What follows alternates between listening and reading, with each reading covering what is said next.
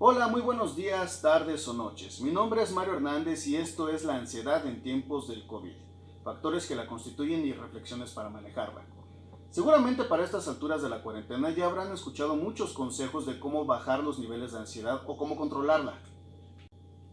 Hacer ejercicio, practicar yoga o mantener la mente ocupada con labores de casa, viendo televisión o leyendo un buen libro. Todos estos consejos pueden ser buenos dependiendo tu personalidad, historia de vida o características personales, aunque también habemos algunos a quienes estos consejos no nos ayudan de forma eficiente. Por ello les ofrezco el siguiente análisis para el manejo de la ansiedad.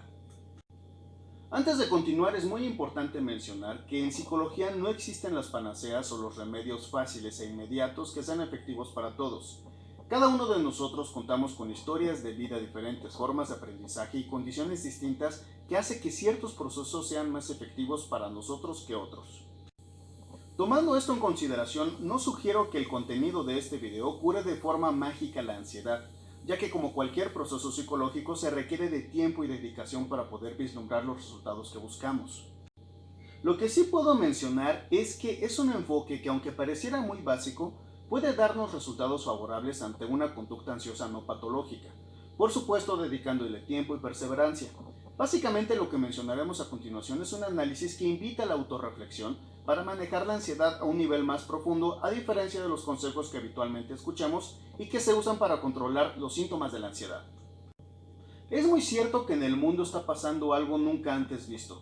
También es cierto que el COVID es un peligro real no solo para la población vulnerable, entendida como aquellos que padecen de hipertensión, obesidad, asma, diabetes, problemas cardiovasculares y desafortunadamente un largo etcétera, que hacen del COVID un peligro mortal. También es un peligro para la economía y la salud mental a nivel mundial. Al considerar estos factores es perfectamente normal que caigamos en sentimientos como tristeza, incertidumbre y por supuesto la ansiedad, más aún cuando en Facebook, en las noticias de la tarde o en comentarios de amigos y o familiares, escuchamos que es un peligro inminente en el mundo y que es casi seguro que nos afecte de manera directa o indirecta a nosotros o a cualquier persona que conozcamos. Todo esto lo comprendemos perfectamente porque vivimos bombardeados de esta información. Pero ¿qué es exactamente a lo que nos enfrentamos? ¿Cómo podemos definir este evento de forma que en la misma definición encontremos elementos que nos den un respiro? Según la teoría cognitiva conductual, que es una corriente en psicología, una crisis se define como un evento ante el cual no sabemos actuar, debido a que en nuestra experiencia de vida nunca lo vivimos o aprendimos a vivirlo por medio de alguna experiencia o enseñanza.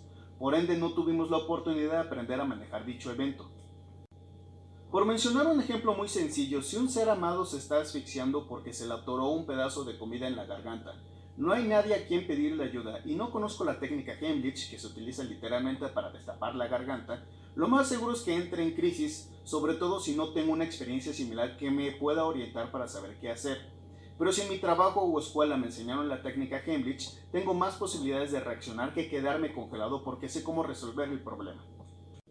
Tomando en cuenta lo anterior, podemos definir el panorama mundial como una crisis a la que estamos aprendiendo a hacerle frente, lo cual quiere decir que conforme aprendamos a manejarlo y resolverlo, la crisis pasará, así como superamos todas las crisis que como humanidad, país y de manera individual hemos vivido y que nunca nos prepararon para superarlas. Sin embargo, aprendimos a manejarlo y encontramos una solución. En efecto, este es un evento sin precedentes al que jamás nos habíamos enfrentado, ya que se trata de una nueva cepa de coronavirus. Sin embargo, y a pesar de que es una tragedia a la que nunca nos hemos enfrentado, no quiere decir que sea la primera o última crisis que hemos vivido como humanidad. En el mundo nunca habíamos vivido una segunda guerra mundial, obviamente bajo el entendido de que ninguna guerra es igual. No habíamos pasado por un atentado como el 11 de septiembre, jamás habíamos vivido la masacre de Tlatelolco o el temblor del 85 hasta el momento que lo vivimos. Entramos en una natural crisis y salimos adelante buscando soluciones o creándolas, así como lo estamos haciendo ahora. Ahora bien, eso es en el contexto general. En lo particular sucede algo muy similar. Echamos mano de nuestros recursos adquiridos en la vida para manejar la crisis y buscar o crear soluciones. Recursos como el aprendizaje que dejan eventos con cierta similitud o experiencias de vida que nos dan el carácter para hacer frente a las adversidades de la vida. Por supuesto, y debido a la naturaleza de una crisis, hay momentos en los que no recordamos que contamos con tales recursos y se hace presente la ansiedad aunado al hecho que nuestra sociedad está viviendo el duelo por la pérdida de la salud y la libertad. La libertad de salir de vacaciones o ir al cine, de entregarse a la rutina de levantarse, desayunar, ir a trabajar, comer, regresar a casa y dormir para repetir la misma rutina. La rutina es necesaria para nosotros. Buscamos crearla y cuando la perdemos necesitamos crear nuevas. Por ello aparece el duelo, como el proceso ante una pérdida y su consecuente adaptación a un nuevo cambio, a partir de la ruptura de una rutina o costumbre como el estar en contacto o saber que existe un ser amado o terminar un trabajo, pero de eso profundizaremos después. Este bicho rompió por completo con nuestra rutina diaria y amenaza nuestra salud privándonos de nuestra libertad como lo conocíamos o estábamos acostumbrados a vivirla. Y entonces se presentan las etapas del duelo: negación, ira, depresión, aceptación y contrato. Esto podría explicar por qué existen tantas personas que se resisten a creer en el virus y salen a correr por las mañanas, van a fiestas, organizan eventos o culpan a las autoridades médicas por el fallecimiento de sus seres queridos, acusándolos de haberlos asesinado cuando en realidad el diagnóstico determina que murieron por COVID, porque se encuentran en la etapa de negación que les impide aceptar que un bicho hizo que perdiéramos nuestra libertad de hacer lo que quisiéramos cuando quisiéramos. Por supuesto, no se puede asegurar que esta sea la única explicación de este fenómeno social, ya que hay que considerar otros factores como la educación, pero es un enfoque que nos ayuda a entenderlo. Es en este duelo aunado a la natural crisis mundial donde se presenta la ansiedad. ¿Pero qué es la ansiedad? ¿Cómo podemos manejarla? Básicamente la ansiedad es la anticipación de una amenaza imaginaria de origen interno o externo. Es imaginaria porque nos provoca ansiedad de imaginar lo que podría pasar si nosotros o algún ser querido se enfermara o llegáramos a morir, por mencionar algunos ejemplos. Estos pensamientos y las posibles consecuencias de estas fantasías ansiosas provocan que nos preocupemos. El ansioso sufre de preocupaciones y una gran alternativa para controlar la ansiedad es con conocimiento que nos sirva para ocuparnos en lugar de preocuparnos. Este conocimiento nos ayuda a manejar la crisis porque sabemos cómo actuar y por ende tenemos la oportunidad de calmarnos. Por ejemplo, si nos angustia enfermarnos de COVID o que alguien cercano se enferme, lo mejor que podemos hacer es informarnos por fuentes oficiales omitiendo las noticias falsas y aplicar el conocimiento adquirido en nuestra vida como la técnica adecuada para lavarse las manos, cómo usar el cubrebocas de manera correcta o cómo limpiar y desinfectar la casa evitando la inadecuada combinación de químicos. De esta forma nos ocupamos en cuidar nuestra salud y evitamos enfermarnos en lugar de preocuparnos. Lo mismo sucede ante la preocupación con familiares o gente cercana. Nos podemos ocupar en hacerles extensivo este conocimiento y de esta forma cuido de los míos. La idea es poner a nuestro servicio el conocimiento que tenemos o comenzar a adquirirlo para realizar acciones que contrarresten la preocupación. Es decir, me preocupa mi salud, entonces me ocupo con lo que ya aprendí en cuidarme. Y si estoy correctamente informado sobre el COVID, sabré que con las medidas que tomé será más que suficiente para estar bien. Como ejemplo les mencionaré la historia de un amigo. Desafortunadamente la empresa para la que trabajaba comenzó a tener bajos ingresos y tomaron la decisión de despedirlo junto a un volumen alto de trabajadores. Hace algunos meses se convirtió en papá y su relación de pareja estaba pasando por un mal momento. Tenía todos los ingredientes para sufrir una crisis de ansiedad, pero no se paralizó. Consiguió tela de prendas que ya no usaba, aprendió a hacer cubrebocas y comenzó a venderlos afuera del metro Pantitlán. ¿Me debes el comercial, güey? Incluso está considerando vender chilaquiles los fines de semana, obviamente con las medidas pertinentes de higiene. En pocas palabras, en lugar de preocuparse por perder su fuente de ingreso, vio una oportunidad y comenzó a ocuparse en lugar de preocuparse. Ahora bien, ¿qué pasa con la ansiedad que nos genera ver el mundo en su condición actual? Ver a la gente enferma, sin trabajo o incluso sin comida. Es muy importante definir cuáles son mis preocupaciones y no adoptar los problemas de los demás. Es decir, si tienes la enorme bendición de que tanto tú como tu familia están bien, las finanzas son estables, pero te angustia ver en el Face gente que está enferma o que no tiene qué comer, no sirve de nada preocuparse por esa gente si no la vas a apoyar.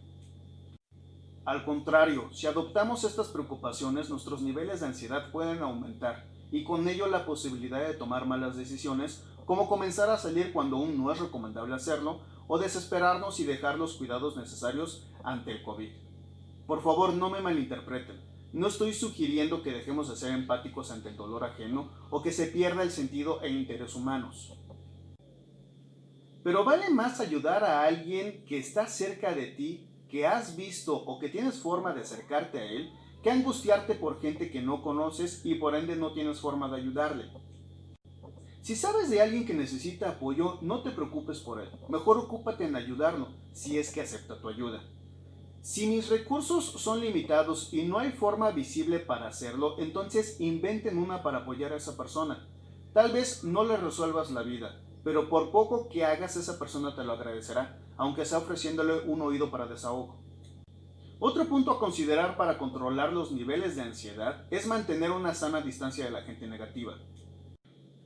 Personas que constantemente te dicen que esto va de mal en peor, que no hay ni habrá solución inmediata para la desgracia que estamos viviendo, o que señala cualquier cantidad de culpables en lugar de proponer soluciones o incluso cuidar de sí mismos de manera eficiente. Por si fuera poco, estos sujetos con pensamientos paranoicos, fatalistas o dramáticos pueden utilizar argumentos muy lógicos o muy ridículos para tratar de convencer a los demás de que sus ideas o predicciones de un mundo en llamas son una verdad absoluta cuando en realidad no es así. Naturalmente, todos estos argumentos nos contaminan al grado de preocuparnos y por ende aparece la ansiedad.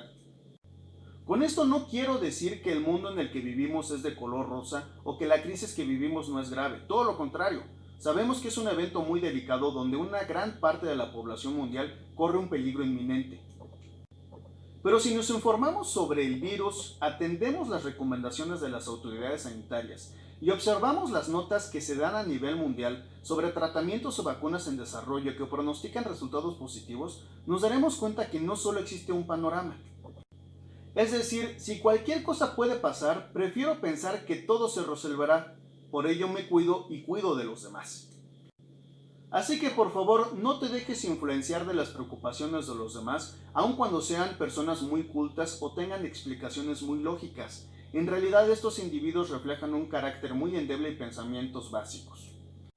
Porque cualquiera puede pensar en el peor de los escenarios a una tragedia, pero solo unos cuantos proponen, inventan o dan soluciones para resolver lo que está en nuestras manos resolver, sin inspirar miedo y desolación, así como cualquiera puede encontrar motivos para angustiarse, pero pocos encontrarán motivos para estar tranquilos.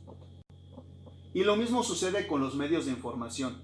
Existe una enorme distancia entre periodismo formal y amarillista o tendencioso, y se pueden identificar en que uno da la información objetiva sin imprimir emociones como enojo, miedo o exaltación, mientras que el otro remarca y exalta el evento.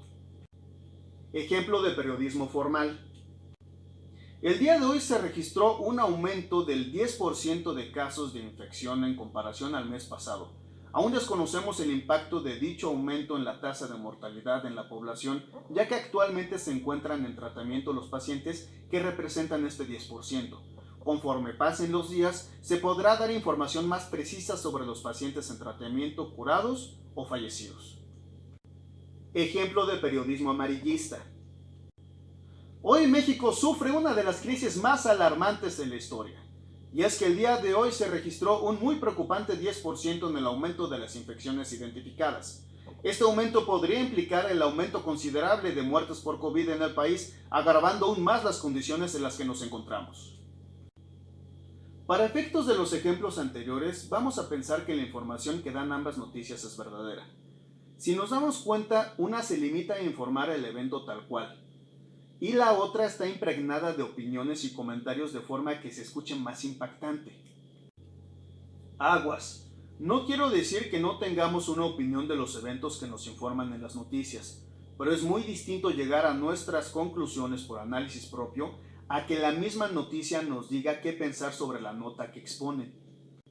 Esta es una de las estrategias de comunicación más viejas que existen: alterar a la población con noticias amarillistas para elevar la preocupación y consumir más de las mismas noticias con la esperanza de escuchar en el mismo noticiero que toda la desgracia terminó. Esto sin considerar los intereses que existen para tener a la población alterada y asustada, pero eso es otra historia. En resumen, la ansiedad se combate con conocimiento para saber cómo actuar ante una crisis o inventando soluciones. Una vez que sabemos qué hacer, lo siguiente es ocuparse en lugar de preocuparse. Si no podemos ayudar a quien no conocemos o no podemos resolver lo que no está en nuestras manos, no adoptemos preocupaciones que lo toca resolver a otros, como los epidemiólogos o científicos que trabajan en una cura. Por último, es muy importante que si tus niveles de ansiedad te provocan preocupación al grado de no poder controlarla, cansancio constante, dificultad para concentrarse o tener la mente en blanco, irritabilidad, tensión muscular, alteración del sueño como dificultad para dormir, sueño extremadamente ligero o sensación de no haber descansado al despertar, y sobre todo, si sientes que estos síntomas están dañando tus relaciones personales, familiares o en el rendimiento laboral, acude con el psicólogo para recibir atención adecuada. Espero que lo expuesto en este video les brinde un panorama más amplio de cómo manejar la ansiedad. Si te gustó, por favor, apóyame con tu me gusta. Ya sé que se dice like, pero no me gusta decirlo. Y compártelo con tus amigos y conocidos para continuar haciendo más videos. Gracias por tu atención.